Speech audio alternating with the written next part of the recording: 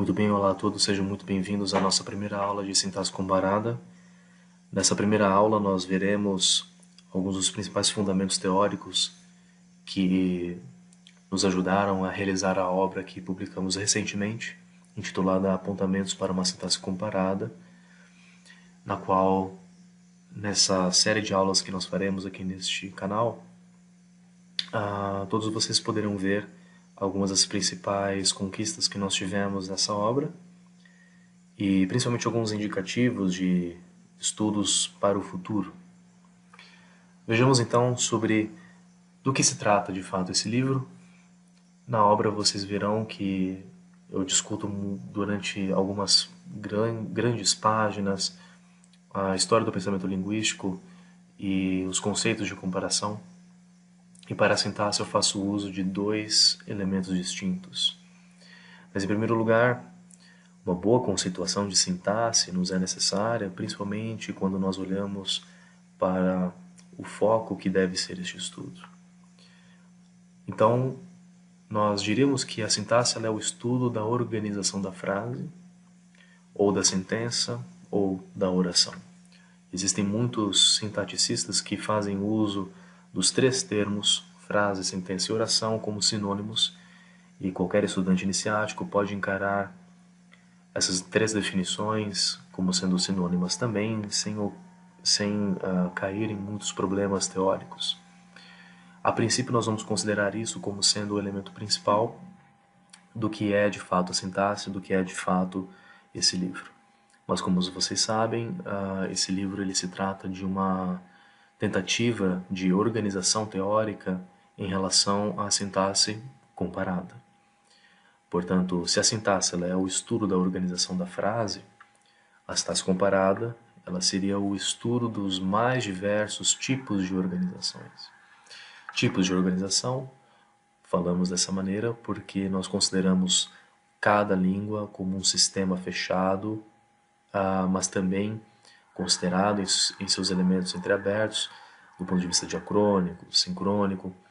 Então, como se as línguas elas tivessem os seus critérios de concordância e dissonância, que são atualizados do ponto de vista histórico e transformados com o passar do tempo através do uso que as comunidades falantes vão a realizar. Então, o grande foco dessa obra é comparar os modelos estruturais segundo os elementos de ordem, a seleção argumental e as características interiores à morfossintaxe. Nós falamos que esse é o foco por razões muito claras. Não se pode falar de sintaxe sem falar de ordem. Não se pode falar de sintaxe sem modelos estruturais. Mas a grande novidade é uma volta ao conceito de morfossintaxe e relacionar as duas coisas. Essa é uma perspectiva particular minha. Eu particularmente não acredito que um estudo sintático seja inteiramente válido caso ele exclua os elementos morfológicos que estão por detrás de muitas construções sintáticas. Não que a morfologia defina a sintaxe, eu não acredito nisso, mas existe uma correlação muito profunda entre as duas coisas. Isso sem falar sobre elementos do discurso e elementos funcionais que também devem ser abarcados no estudo dessa natureza. Então o aparato teórico deve ser um pouco mais amplo do que normalmente se imagina. Na minha perspectiva, se nós considerarmos, por exemplo, a seguinte frase: João, ele a tinha visto ontem. Nós teríamos, a rigor, duas perspectivas teóricas muito comuns e muito utilizadas hoje em dia para examinar a natureza dessa frase. A perspectiva funcional, por exemplo, buscaria respostas pelo tópico e foco para explicar a construção e estruturação da frase que nós vimos ali. E a perspectiva gerativa buscaria, através dos conceitos de transformação e pronominalização, recursos para examinar em surface e deep structure quais seriam os elementos que foram selecionados e quais seriam os argumentos do verbo e assim por diante. Então, um argumento interno, externo, aquilo que normalmente nós estudamos em gramática gerativa.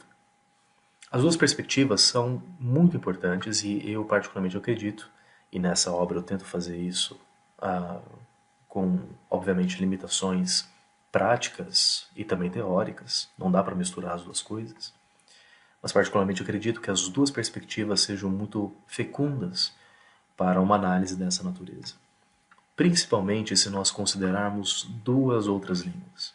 E na obra nós consideramos até mais. Em francês, por exemplo, lui, il a vu hier. Em alemão, dieser, hat sie gestern gesehen. As duas frases são diferentes. Tanto em francês quanto em alemão nós não encontramos o nome de uma pessoa.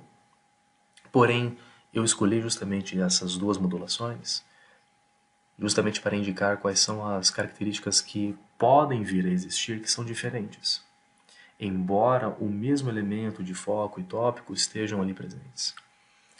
Por exemplo, em língua portuguesa, aqui variante PB, obviamente, nós temos aqui João, ele a tinha visto ontem, João como sendo um NP, um nome próprio, e ele como sendo o pronome reto, também um NP, um nominal phrase. Em francês, ao realizarmos este elemento de referência, os dois pronomes agora recebem duas classificações diferentes do ponto de vista morfológico. O primeiro pronome, que visa indicar quem foi a pessoa e depois reafirmá-la através da conjugação verbal, nós temos agora lui, que é um NP também, porém agora como um pronome objeto. Em alemão, a coisa muda completamente de figura, em que nós fazemos uso de um DP, um determiner phrase. Aqui, do ponto de vista funcional, enquanto sua função sintática é diferente, não é, na verdade, um determiner, seria, na verdade, de um pronome, dieser, que literalmente seria este, ele a viu ontem. Hat sie gestern gemacht. Então, nas três frases nós temos modulações sintáticas ligeiramente semelhantes, porém características morfológicas diferentes, seleções morfológicas diferentes, por assim dizer. Portanto, para uma noção de dado linguístico que nós abarcamos nesse livro, para mim, ainda se faz necessário, não somente pelas questões que nós abarcamos no slide anterior, mas por questões futuras que veremos ainda nessa aula, se faz necessário realizar um levantamento tanto dos dados sintáticos quanto também morfológicos, para que haja uma boa comparação sintática. As duas coisas estão, de certo modo, correlacionadas. Portanto, vamos considerar aqui apenas uma frase traduzida da língua portuguesa para o russo. A frase "Os meninos viram as meninas ontem" é idêntica em russo, e aqui "Mальчик видели девочки вечера" significa a mesma coisa, e aqui vamos excluir, do ponto de vista sintático, apenas um dado, de que em russo nós não temos artigo definido, e nós, portanto, não temos, nesse caso, um determiner phrase, enquanto em língua portuguesa nós temos, que seria os, encabeçando o sintagma nominal meninos, e o determiner phrase as, encabeçando o sintagma nominal meninas. Considerando do ponto de vista puramente morfológico, nós temos uma riqueza de análise muito maior. Pois veja só, nós temos agora traços como a letra S em língua portuguesa, que seria essa referência aos elementos de concordância. Nós temos a concordância verbal sendo realizada aqui. Em russo, nós temos também as mesmas marcas, como no caso da letra I, a terminação da letra I aqui, e assim por diante. Que seria para nós a letra I, né? Em russo é diferente. Mas o grande ponto é, aparentemente, as duas línguas, somente do ponto de vista sintático, são muito semelhantes em ordenamento. Então, a ordem linear não importa aqui. O que importa aqui são os dados que estão por detrás dos elementos sintáticos, mas que, por sua vez, os fundamentam. E quais são eles? Se formos considerar aquilo que está de mais próximo entre as duas línguas, nós teríamos, por exemplo, traços positivos na marcação do plural, como eu afirmei, porém, algo que não ocorre somente em russo, mas também em francês, no passé composé, em italiano, no passato próximo, e em línguas semíticas, como no caso do hebraico, nós temos um traço que entre as duas línguas seriam considerados negativos, que é um traço positivo na marcação de gênero ao VP. Em língua portuguesa, isso não ocorre com verbos nessa modulação. Ocorrem concordâncias de gênero no particípio, porém aqui, em russo, o verbo que nós temos aqui, vedeli, não está no particípio. E essa já seria uma primeira característica de comparação que já saltaria aos olhos somente do ponto de vista morfológico, mas que se analisarmos somente do ponto de vista da ordem dos sintagmas, não nos ajudaria muito a desvendar quais são as suas características internas. Então, se nós temos traços negativos na marcação de gênero para o VP em língua portuguesa, como nós poderíamos formalizar isso em uma análise comparada? A proposta é a utilização da sigla DL ou dado L, em que nós teremos um traço de concordância Y, aqui é sempre assumindo que esse Y seria um traço de concordância entre as línguas comparadas em questão, e um traço X, que seriam os traços negativos, e a cor aqui em vermelho ela já indica para todos vocês qual seria esse foco. Em russo, portanto, nós teríamos um traço Y e um traço X também em relação à língua portuguesa. Isso daqui, de maneira muito didática, exposta. Na obra, nós realizamos a seguinte formalização, que pode não ser muito clara, mas eu tentarei ser bem didático aqui em relação à notação. A proposta de notação de dado L ou dado linguístico é a seguinte. Consideramos, portanto, duas línguas, a língua portuguesa como sendo o número 1 e a língua russa como sendo o número 2. Vejamos, para a marca plural, a língua 1 e a língua 2, quando emuladas ou comparadas do ponto de vista da marca plural no NP, retêm valor positivo e são, por isso, concordantes, portanto, Y.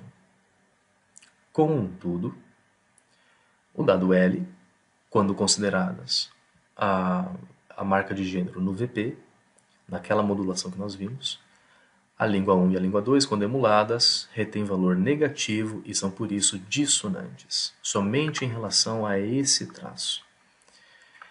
A vantagem de se trabalhar com essa formalização, eu acredito, seja a possibilidade de fazer uma enumeração muito maior de línguas aqui e analisar somente esses traços que foram considerados em uma sentença específica.